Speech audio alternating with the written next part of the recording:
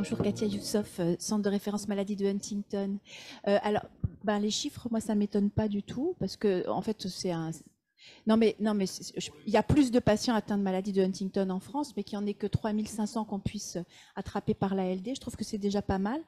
Il y a une question que je voulais vous poser, parce que en fait, en pratique clinique, à partir du moment où on a des patients qui commencent à arriver à l'âge de la retraite, etc., et on fait beaucoup de diagnostics de maladie de Huntington après 65 ans, 70 ans, c'est des patients qui ont en général une ALD 30 pour autre chose, et en général, ils ne sont pas, c'est pas réactualisé pour Huntington. Alors quand moi j'en vois un, dans le doute, j'essaye de le faire quand même, mais la plupart des patients, ils disent de toute façon ça passe dans mon 100%, puis j'ai ma mutuelle, etc. Et en fait, on ne peut pas les attraper, ceux-là, par exemple, dans votre base de données. Et est-ce qu'il y a une justification à le faire systématiquement comme je le fais, à titre épidémiologique, ou pour ne pas passer à côté de certaines prestations qui pourraient leur être refusées dans le cadre de leur 100%, HTA compliqué, insuffisance cardiaque et tout? Alors, j'avais un doute. Vous avez absolument raison. C'est le cas des patients polypathologiques qui franchissent le seuil de la 50e, 60e année, dès lors qu'ils ont déjà une ALD X et que la pathologie nouvellement diagnostiquée est considérée comme un corollaire, comme une évolution naturelle, comme une complication de l'ALD. Généralement, le médecin n'effectue pas de nouvelle ALD, sauf s'il y a une thérapeutique spécifique. Voilà.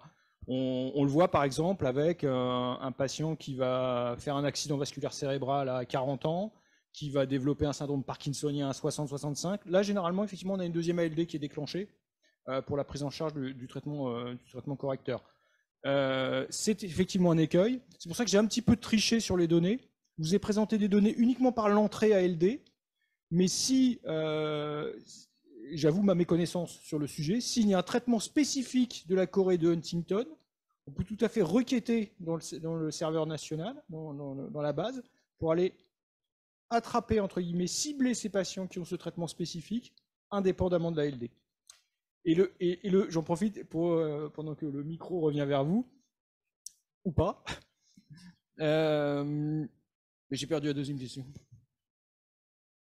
Oui, ça a un intérêt. Alors, l'intérêt majeur, encore une fois, puisqu'on raisonne patient, le premier intérêt, c'est que le patient soit diagnostiqué et soit inscrit dans la filière. Ça, c'est le premier enjeu, c'est qu'il ait accès à un centre de compétences ou un centre de référence. Le deuxième enjeu, il est pour nous, pour la visibilité effectivement des chiffres de la base de données et pour les actions d'accompagnement attentionnées que l'on va mettre en place. On s'en rend compte pour l'insuffisance cardiaque. J'œuvre sur l'architecture du programme d'insuffisance cardiaque. 1,5 million de patients insuffisants cardiaques en France, au minimum. Dans la base de données d'assurance maladie, on en repère 860 000. Les autres, ils sont dans la base. Simplement, on n'arrive pas à les identifier aujourd'hui. Il faut qu'on croise des variables, des paramètres, l'ALD, les codes hospitaliers, enfin les motifs d'hospitalisation, pardon, les traceurs médicamenteux. Et là, c'est ce qu'on fait avec la filière amylose. On est en train de faire un travail d'une qualité remarquable qui va faire l'objet, je l'espère, d'une publi qui va bouleverser un peu le panorama épidémiologique de l'amylose en France. On peut le faire avec vous. Il faut qu'on se mette autour de la table. Mais effectivement, c'est un intérêt. Oui. Pour les politiques d'accompagnement. Par contre, aujourd'hui, si le ministère de la Santé nous demande des chiffres robustes sur le nombre de patients porteurs d'une leukodystrophie 4H en France, on est incapable de les donner. Claire. Ou d'un Huntington. On peut approcher simplement.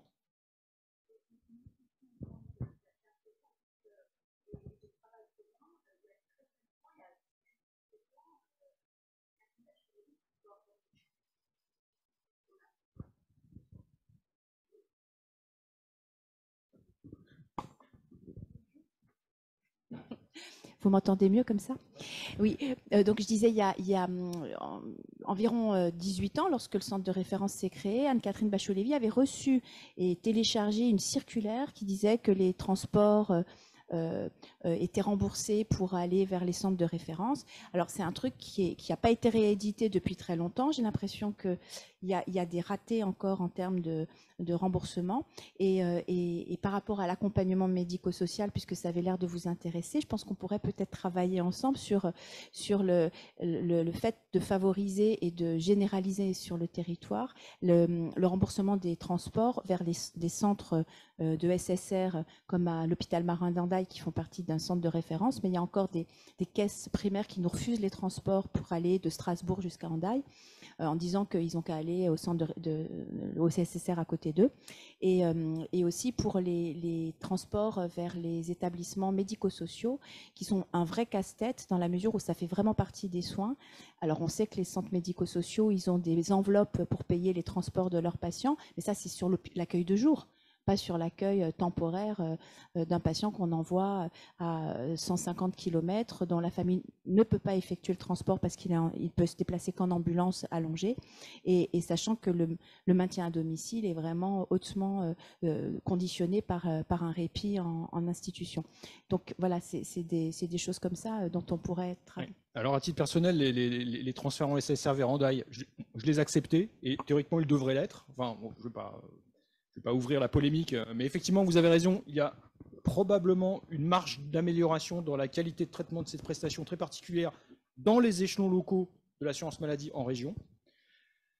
Les transferts, les acheminements vers les structures de soins médico-sociales, dès lors qu'on franchit les limites du département, ça peut devenir cauchemardesque en termes de prise en charge. Donc là, vous relatez la vraie vie, et moi, je l'ai vu en tant que clinicien. Je l'ai vu en contribuant à baliser le parcours de soins individuel à la marge de certains patients qui étaient en difficulté. Effectivement, parce que ouais, l'assurance maladie, c'est une grosse mécanique, c'est une très grosse machine. Il y a une hétérogénéité territoriale, on peut se le dire. On a des leviers d'amélioration, on les a identifiés. Celui-ci en fait partie, effectivement, et former, informer, reformer régulièrement le personnel, ça fait partie des missions effectivement dont on doit s'emparer. Spécifiquement sur ce champ des maladies rares qui sont bien moins fréquemment traités que des arrêts de travail pour lombalgie ou ce genre de choses, pour être clair. On va donner la parole à distance à Yves de Villiers qui depuis Montpellier nous demande la parole depuis un moment. Vas-y Yves. Merci Christophe. C'est aussi une question pour Philippe Tangre. Donc, je suis le responsable coordinateur du centre de référence narcolepsie au niveau national, et j'étais étonné de la différence entre les chiffres rapportés par l'ALD, qui était près de 17 000 sujets, et via la BNDMR, qui était de 2 900. Je n'ai pas bien compris l'énorme différence qui est 8 fois plus. Et je rebondis, c'est exactement la question que j'allais poser. On parle beaucoup des ALD pour la prise en charge des médicaments, mais il y a le problème du transport, et donner la possibilité à nos patients de venir voir une fois par an un centre de référence. Je pense que c'est pas du luxe quand ils sont en incapacité d'être bien pris en charge plus proche de leur domicile, et c'est souvent refusé malheureusement. Et je ne sais comment avancer sur ce point. Quel interlocuteur faut-il trouver quand on a des refus? Donc parfois les gens ne demandent pas l'ALD, parfois elle est refusée, et parfois éventuellement ils ne seraient pas suivis dans un centre de référence maladie rare, mais je ne pense pas que ça puisse expliquer entre 17 000 et 2 800 la variation. Merci pour votre réponse. Alors, je vous remercie pour votre question. Alors, justement, la donnée était... Moi-même, j'ai été surpris par ces chiffres. Encore une fois, je connais assez mal les pathologies de cette filière, mais 17 000, ça m'avait heurté comme chiffre. Raison pour laquelle, effectivement, sur la diapositive suivante, on a recentré la focale. Et alors, je suis passé vite sur la diapo, mais les vrais patients narcoleptiques, on en avait 2541 sur la diapositive. Ce qui s'approche beaucoup plus de vos chiffres, je pense. Et c'est probablement révélateur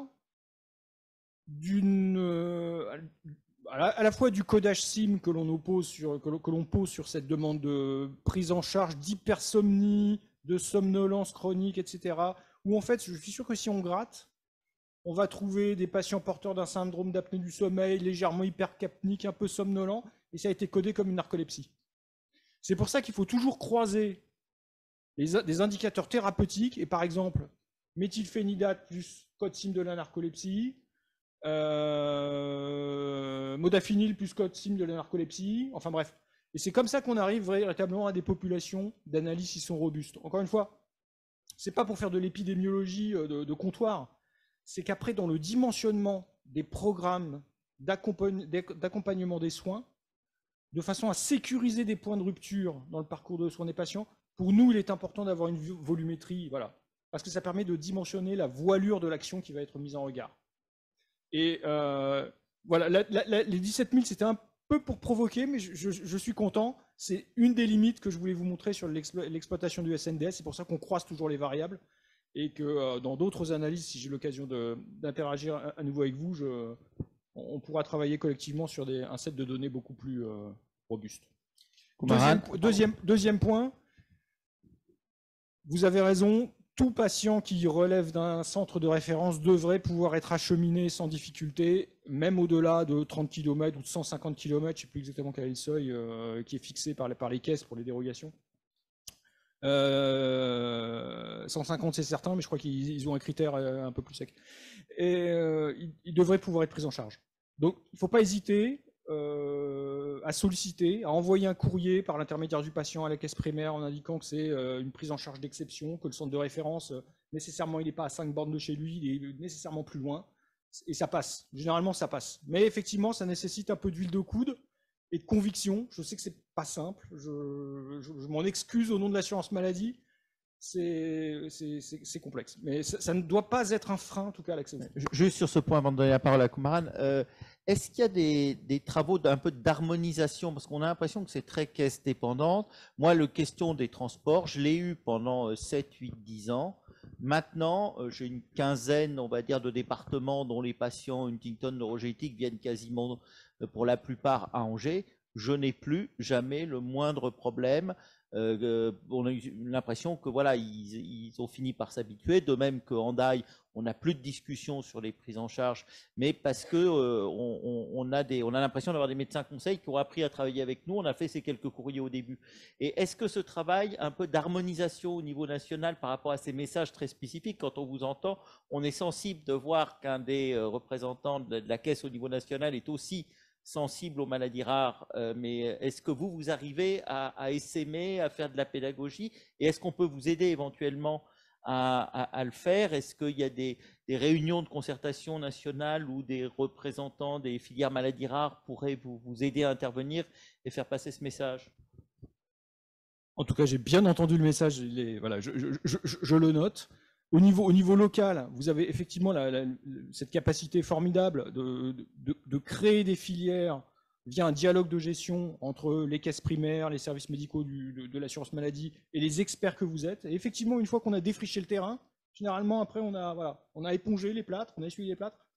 Après, ça rentre dans la routine. Malheureusement, effectivement, cette hétérogénéité territoriale, aujourd'hui, on n'a pas de cadre extrêmement clair. Alors, je ne suis pas non plus le référent transport sur les prestations, donc je ne suis pas très à l'aise pour vous donner des informations. Je vois ce qui ne fonctionne pas. Il y a plein de choses qui fonctionnent, fort heureusement. Effectivement, j'ai été amené à intervenir il y a peu de temps pour un patient toulousain suivi dans un centre de référence amylose, pour une amylose très spécifique à Paris. La caisse avait dit non. Alors on a dit oui. Et ça s'est fait. Donc on intervient à la marge, mais on doit pouvoir faire mieux. Mais en tout cas, j'ai noté effectivement la proposition d'harmonisation interterritoriale. Kumaran, et ensuite on donnera la parole à Brigitte qui la demande depuis Hendaye. Merci pour ces présentations. J'ai une question en fait aux trois intervenants qui ont parlé des thérapeutiques en particulier. Donc je suis pédiatre et je m'occupe du centre de référence maladies inflammatoires rares du cerveau et de la moelle. J'ai déjà participé en fait à diverses enquêtes entre guillemets des médicaments qui sont utilisés hors AMM chez l'enfant et dans les pathologies dont on prend en charge. Et jusqu'à présent, donc pour que ces médicaments-là que l'on utilise depuis longtemps en fait, chez l'enfant puissent avoir une autorisation, même si c'est pas l'AMM en tant que tel, pour que le Vidal ou dans le Vidal on mette comme quoi ça peut être utilisé chez l'enfant. Il faut faire une étude clinique qui démontre en fait comme quoi ce tel traitement a été efficace par rapport à l'autre. Est-ce que tous les recueils qu'on va mettre en place, par exemple, à la fois sur l'observatoire et les projets dont vous parlez, par exemple, est-ce que ça va nous permettre d'obtenir ce genre d'autorisation, ou bien c'est juste pour dire que bon voilà, on a fait, donc c'est toléré et c'est bien, donc vous pouvez peut-être l'utiliser chez l'enfant, ou l'adulte d'ailleurs. Je commence. Oui, tout à fait. Nous, en tout cas, le recueil qu'on met en place dans la BNDMR, ça n'a pas du tout vocation à remplacer les études cliniques qui sont obligatoires dans le processus d'évaluation du médicament. Néanmoins, ça peut vous aider dans tous ces dossiers. Le plus tôt c'est, mieux c'est. Dès qu'on recueille des données le plus tôt possible sur le médicament, ça peut de toute façon soutenir derrière les dossiers d'AMM, etc. Mais effectivement, je laisse la parole à l'experte côté ANSM. Annie, si vous voulez rebondir. Alors, je suis pas référente en pédiatrie. De fait, il y a un règlement de pédiatrie qui existe. Normalement, un développement, un produit qui est enregistré au titre de son AMM, le laboratoire est contraint à ce règlement et doit faire des études en pédiatrie si la population en pédiatrie est concernée par l'indication, ou sinon il y a des dérogations, etc. Donc, normalement, il y a ce règlement pédiatrique qui existe. Donc ça, c'est plutôt pour les nouveaux médicaments, parce que le règlement pédiatrique, il a peut-être une vingtaine, 15 ou 20 ans. Donc l'idée, c'est quand même de pousser à la mise en place d'études cliniques chez l'enfant pour qu'un jour, ces indications soient reconnues au titre de l'AMM. On sait bien que la pédiatrie, c'est un gros sujet, une grosse part du hors AMM. Donc, je dirais études cliniques en premier lieu, mais effectivement, s'il y a déjà un recueil de données à travers BNDMR, à travers des bases de données, ça peut aussi apporter, je dirais, un début alors, preuve de concept, c'est pas le terme, mais voilà, d'outils de négociation avec les industriels, voire des repositionnements aussi possibles avec des nouveaux industriels. Voilà. Et puis, pourquoi pas un CPC si, après discussion avec les industriels, il n'y a pas de développement en cours du tout. Mais voilà. C'est quoi le CPC? Les RTU, les cadres de prescription compassionnelle. Voilà. D'accord. Parce que nous, on a déjà tenté d'utiliser cet argumentaire. Donc, une première question, c'est qui porte le repositionnement, enfin pas le repositionnement, la demande d'autorisation, parce que ça a été montré rétrospectivement sur 40 patients ou 60 patients, comme quoi le traitement est efficace. Est-ce que les industriels avaient refusé pour, je parle de 40-60 patients, mais il y a pour d'autres, pour une indication, on avait plus que 100 patients en fait, pour lequel ça a été toléré. Les industriels avaient dit que c'était trop lourd, on ne peut pas aller à nouveau demander à l'ANSM ou c'est plutôt à l'ANSM de demander l'autorisation pour les enfants. Donc là, il y a déjà ce frein-là qui est existant. Donc, et puis l'autre aspect, les PIP, vous savez comment ils le font. Donc des fois, ils nous présentent en fait un projet qui ne peut pas se faire chez l'enfant. Et donc dans ce cas-là, ils disent que c'est pas possible. Et puis donc voilà, le médicament n'est pas accessible à l'enfant. C'est le côté pratique c'est toujours l'industriel qui va demander, je suppose. Non, pour les CPC, alors, le mieux, c'est quand même l'AMM, l'enregistrement au titre de l'AMM et un développement clinique en bonne et due forme, ça c'est sûr. Après, effectivement, il y a des dérogations qui sont accordées par l'Agence européenne du médicament, mais si la pathologie concerne l'enfant, normalement, il ne devrait pas y avoir de dérogation. Mais là, ça sort de mon domaine de compétences, mais voilà. Et donc, pour les CPC, donc c'est des cadres, des décisions qui relèvent de la NSM sur la base de signalement, et c'est là où les filières ont toute leur place. Donc, ça a été discuté dans le PNMR 3, 4, je ne sais plus, voilà, justement, et recenser ce hors AMM, donc le travail qui est fait justement au sein de la BNDMR est élaboré, donc faire un état des lieux de ce hors AMM, est-ce qu'il est consensuel, etc. Et donc quand il est consensuel, quand il est recommandé, des signalements pourront être faits auprès de la NSM qui s'en saisira pour élaborer un CPC sur la base des données qui auront été fournies à la fois par le signaleur et aussi de l'industriel, puisqu'il sera contacté par la NSM sur ce CPC, qui sera en charge de la mise en place et du suivi dans le cadre de ce CPC. Donc le CPC, c'est du périmètre de la NSM qui contacte un industriel pour la mise en œuvre de ces CPC. Et si l'industriel ne veut pas mettre en place ce CPC, ce qu'on a eu par le passé, ce CPC peut être imposé. Oui, Bénédicte. J'ai une petite question pour compléter ce que vous venez de dire à propos de l'observatoire des traitements que nous demande la DGS. Justement, c'est la question que je posais tout à l'heure. Les centres de référence vont signaler des traitements qui ont un fort consensus au sein de leur réseau, mais pour lesquels il y a éventuellement peu de patients, donc il est extrêmement complexe d'avoir un registre de patients. Est-ce que le fait que ce traitement soit répertorié dans cet observatoire de traitement sans pouvoir faire un registre de patients pourra vous être soumis dans le cadre d'un CPC? Alors, je crois que les discussions sont en cours sur ce qui est attendu justement dans les signalements de CPC. Et c'est vrai que tout le sujet des maladies rares, donc ce n'est pas un sujet CPC, c'était déjà un sujet RTU à l'époque, quand il y avait les réunions au ministère, donc dans le cadre du PNMR. Pour que l'ANSM élabore des CPC, il faut aussi qu'elle ait des données suffisantes. Alors, je ne dis pas en termes de nombre de patients, mais des données qui permettent de présumer d'un rapport bénéfice-risque favorable. Et très souvent, je dirais dans les maladies rares, c'est ce qui s'est passé lorsqu'il y a eu les RTU qui ont été créés en 2012. On a eu beaucoup de signalements dans leur AMM, mais sans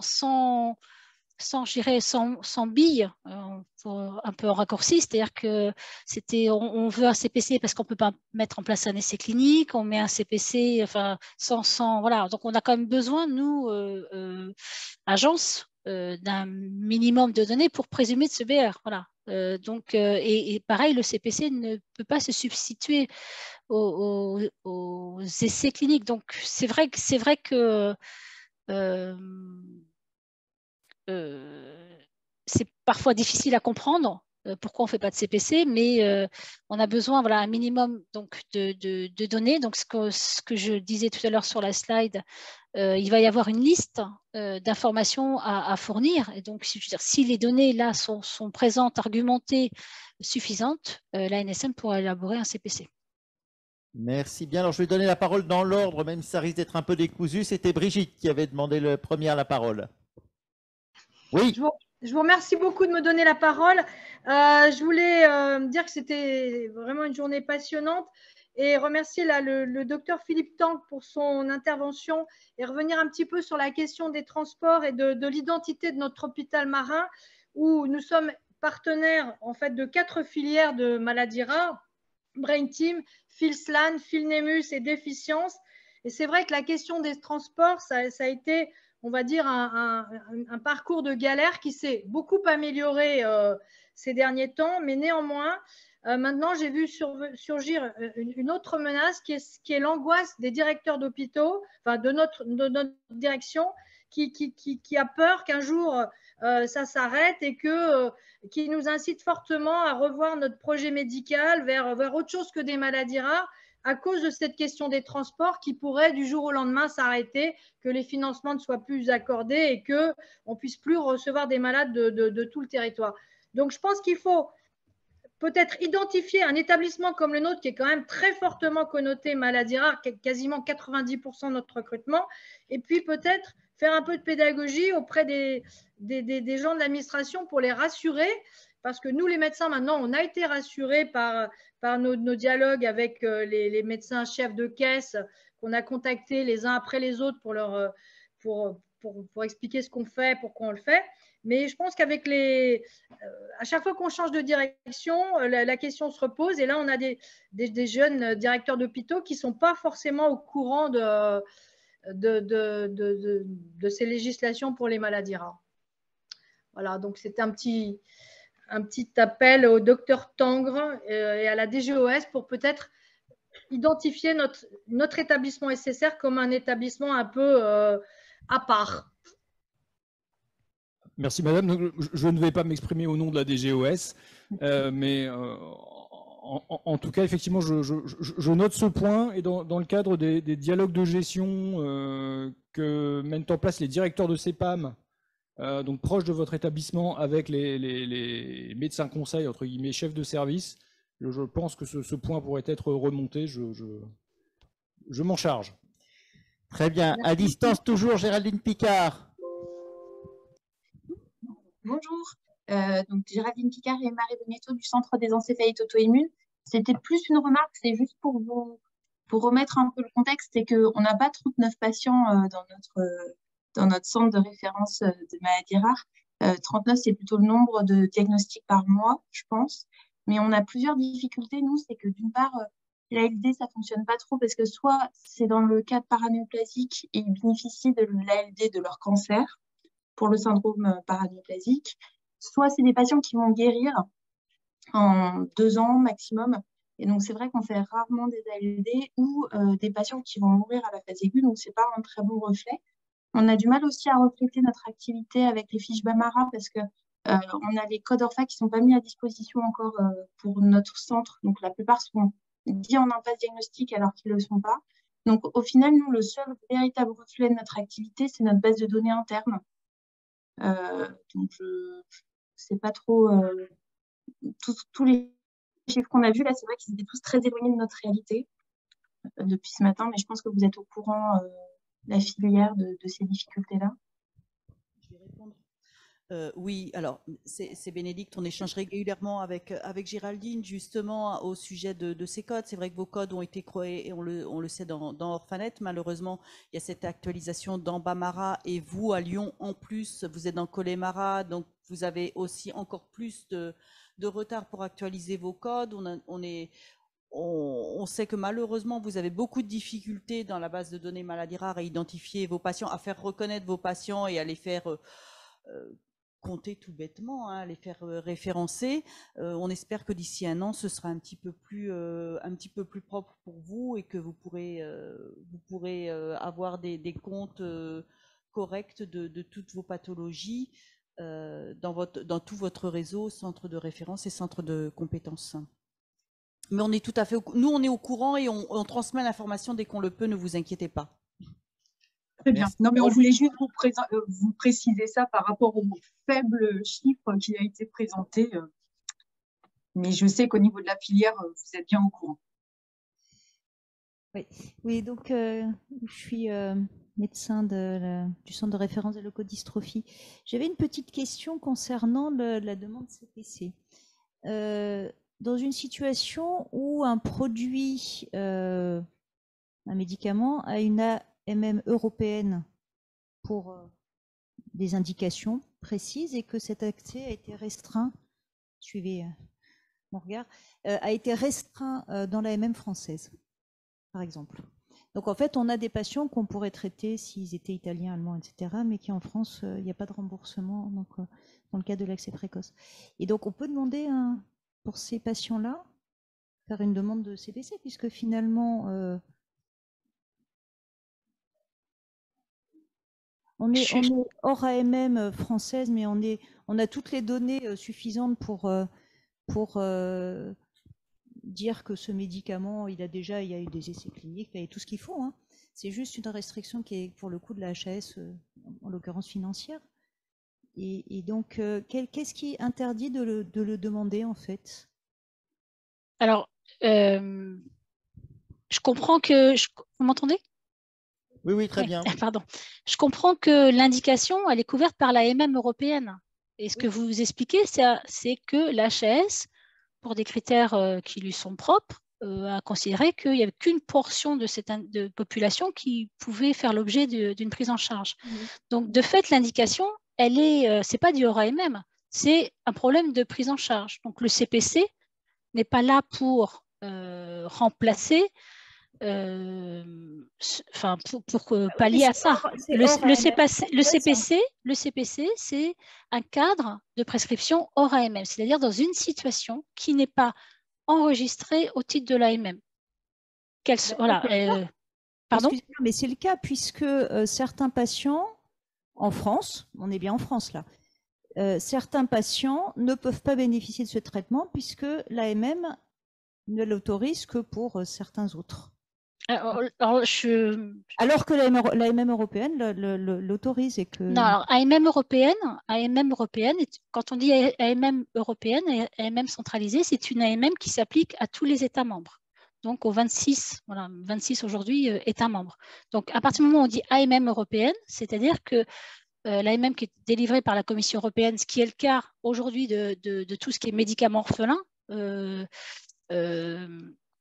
s'applique à la France. Donc, si l'indication est dans l'AMM dite européenne, l'indication est valable en France. Là, ce que je comprends, c'est qu'elle n'est pas prise en charge par la HAS. De toute manière, la HAS, que ça soit maladie rare, que ça soit oncologie, elle fait souvent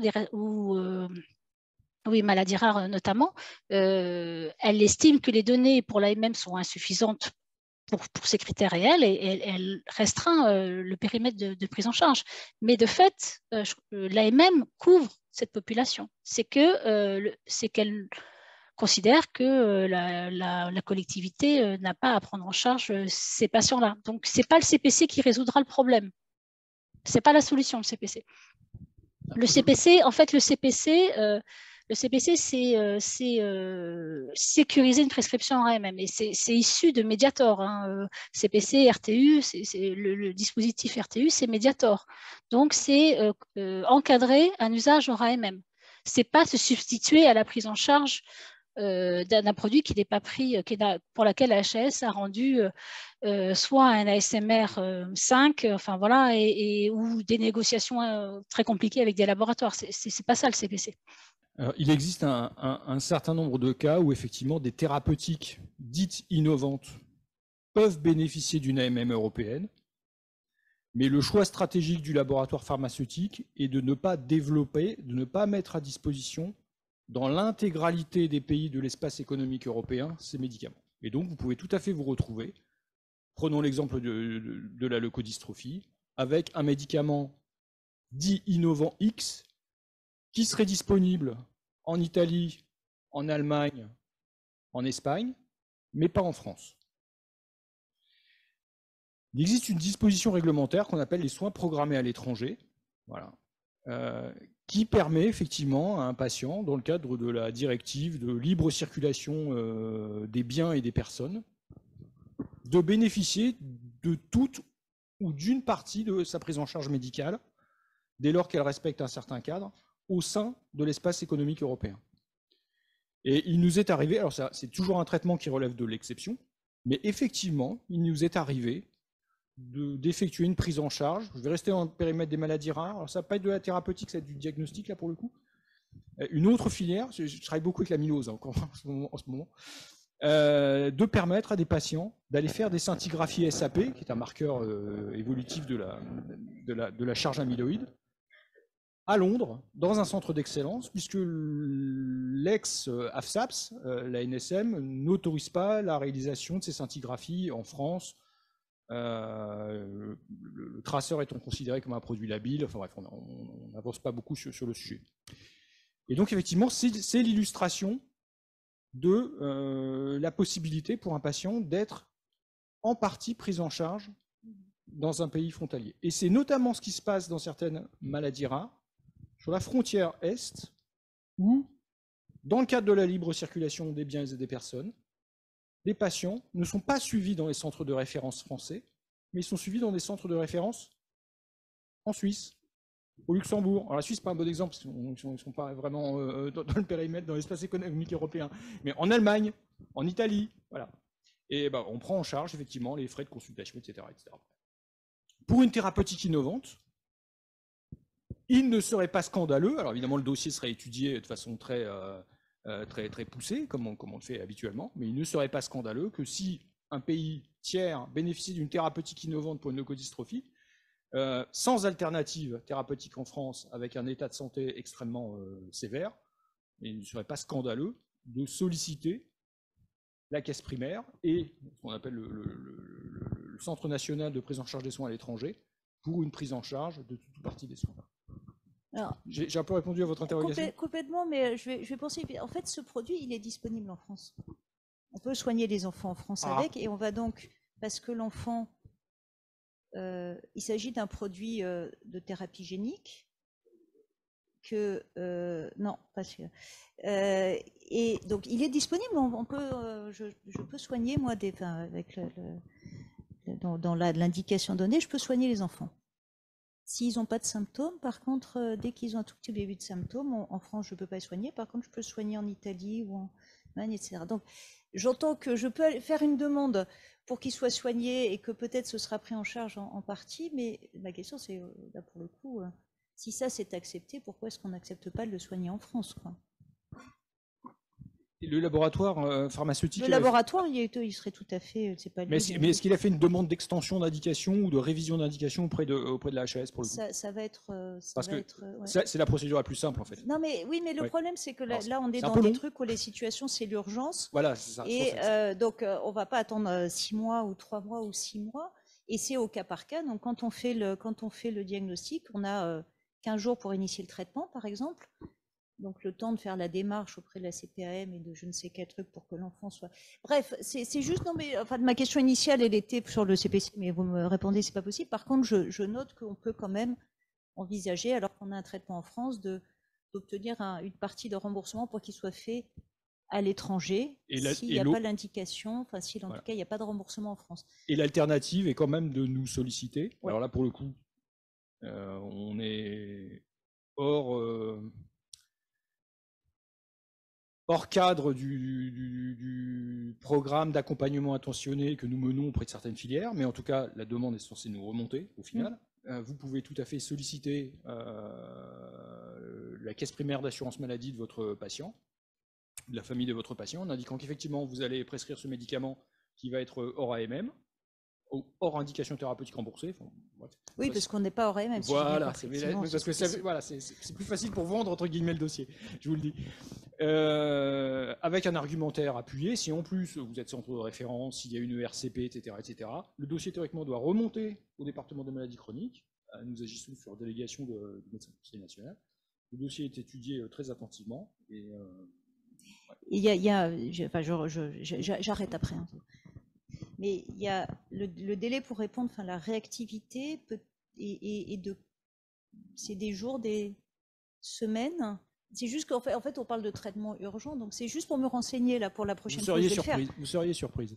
Non, mais c'est j'ai aucun jugement ni dans un sens. Vous seriez agréablement surprise. Agréablement surpris par le délai de la caisse nationale. Mais je peux pas me permettre d'ouvrir les vannes parce que. Et voilà. Non, mais je pense que la question derrière, c'est qu'on a bien compris que vous réagirez très vite. L'inquiétude qu'on peut avoir, c'est qu'on connaît tous les jours la diversité des médecins des caisses primaires auxquels on est confronté. Et est-ce que c'est pas là qu'on peut craindre que ça soit sous les piles d'un dossier qui mette très longtemps à vous remonter? On ne doute pas, vu ce que vous nous dites là, que quand ça vous remontera, le feu vert sera rapide. C'est un élément effectivement qui, pour le coup, est hors de notre contrôle. Ça peut mettre effectivement quelques jours à remonter. Oui. Mais c'est vrai, quelques jours. Ça va. C'est la vraie vie. Ouais. D'autres questions? Merci. À distance, ou d'autres commentaires des personnes de la table ronde? Oui, Odile. Je trouve vraiment super ce que vous avez développé, à la fois pour mettre les médicaments, pour la BNDMR aussi. Le problème, c'est que il va quand même falloir qu'on ait un système où on rentre une chose et puis qui se distribue, parce que sinon on ne va pas y arriver. Donc pourquoi est-ce qu'on n'aurait pas un système qui, quand on rentre l'équivalent d'e-Saturne, automatiquement ça va rentrer, ça initie la page de la BNDMR sur laquelle après on va continuer à rentrer les données, que ça initie obligatoirement le médicament pour que vous soyez au courant qu'on l'a prescrit par exemple hors AMN, parce que c'est vrai que ça paraît court. Tu l'as bien dit tout à l'heure, effectivement, 5 minutes, mais 5 minutes plus 10 minutes plus 13 minutes, on n'y arrive pas. Et il faut absolument qu'avec l'informatique qui quand même s'améliore, on ait des systèmes où vraiment on rentre une chose et ça renvoie. On connaît avec la BNDMR, c'est vraiment le casse-tête avec le Orbis de la PHP pour pouvoir faire le lien, mais c'est pas que le Orbis de la PHP. On gagnerait beaucoup de temps si on pouvait relier notre BNDMR à des bases de données que nous on rentre pour la recherche, pour qu'automatiquement on puisse vous envoyer des données et ça enrichirait la BNDMR de façon tout à fait intéressante. Il faut y réfléchir, je pense. Je suis totalement d'accord avec vous. C'est vrai que ce sont vraiment des chantiers qui sont en cours, d'éviter les doubles, les triples, les multiples saisies. Ça a été abordé dans le cadre des premiers groupes de travail du PNMR 4. Donc c'est vraiment des chantiers qui sont en cours. On va tendre vers ça. On a vraiment conscience des difficultés sur Orbis. Nous aussi, on en fait les frais au sein de notre équipe tous les jours. Mais en tout cas, c'est vraiment des chantiers qui sont en cours. Et on sait que c'est difficile aujourd'hui d'avoir de multiples plateformes de données pour des finalités différentes. Et on sait aussi qu'il y a l'intelligence artificielle qui arrive, qu'il y a plein de projets portés sur l'innovation qui arrivent. Et donc, on va vraiment tendre vers ça à l'avenir. En tout cas, on est très motivés pour côté BNDMR. D'autres questions? Oui, pardon. Oui, j'ai une toute petite question concernant le questionnaire de qualité de vie. Du coup, il va être, si j'ai bien saisi, saisi à T0, avant que le patient bénéficie de la thérapeutique. Mais est-ce que vous avez un T1 qui est prévu? Et si oui, quand? Et deuxième question, corollaire, est-ce que l'industriel va se servir des données de qualité de vie pour l'enregistrement du produit? Alors effectivement, tout l'intérêt d'un questionnaire de qualité de vie, c'est qu'il soit répété à des moments pertinents. Donc le T0, c'est bien évidemment avant l'initiation du traitement.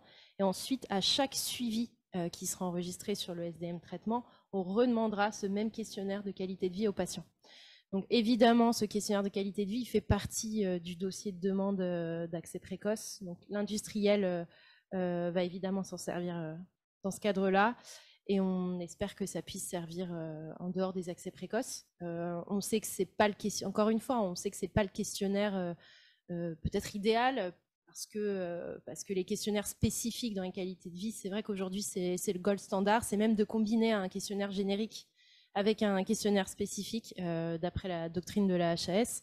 Néanmoins, c'était encore une affaire de compromis. Ce qui était le plus simple dans notre outil, ce qui permettait quand même de récupérer des données, parce qu'encore une fois, les remontées du terrain et de la HAS, c'est que les questionnaires de qualité de vie ne sont pas remplis aujourd'hui dans le cadre des dossiers d'accès précoce. Et je vais simplement rajouter un petit élément en lien avec les discussions qu'on avait, notamment sur tout ce qui est effectif de patients, etc. Je pense qu'aujourd'hui, pour identifier les patients atteints de maladies rares, la vérité, elle est peut-être en croisant toutes les sources. C'est vrai que nous, à la BNDMR, on identifie les patients de manière très fine avec les codes ORFA.